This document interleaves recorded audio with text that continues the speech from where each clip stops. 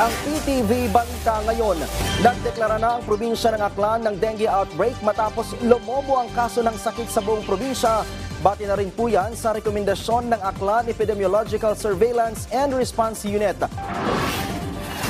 Bati sa datos ng Provincial Health Office mula January 1 hanggang August 24 ngayong taon, umaabot na sa 1,820 ang dengue cases sa buong probinsya. Mula sa nasabing bilang, 4 na ang namamatay. Layon ng deklarasyon na mahikayat ang LGU at mga paaralan na magsagawa ng inisyatibo tulad ng simultaneous cleanup drive sa lahat ng barangay, maagang konsultasyon at iba pang hakbang para maiwasan ang pagdami pa ng kaso ng dengue.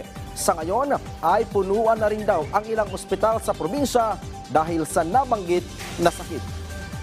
Sa ibang balita, sinuspindi na po ng Land Transportation Office o LTO ang driver's license ng driver ng pulang SUV na kumaladkad sa isang traffic personnel habang nakasabit ito sa kanyang hood sa Taguig City nitong nakaraang linggo.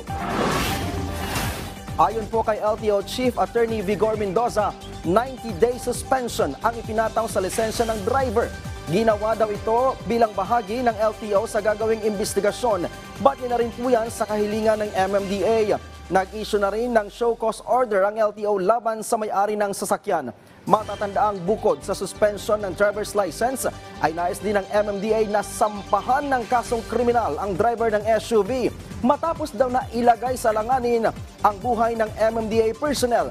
Nauna nang humingi ng paumanhin ng driver ng SUV pero hindi ito naging sapat sa MMDA. At yan ang mga balita sa oras na ito. Para sa iba pang updates, i-like at i-follow kami sa aming social media account sa @PTVPH. Ako po si Ryan Lisiges para sa Pambansang TV sa Bagong Pilipinas.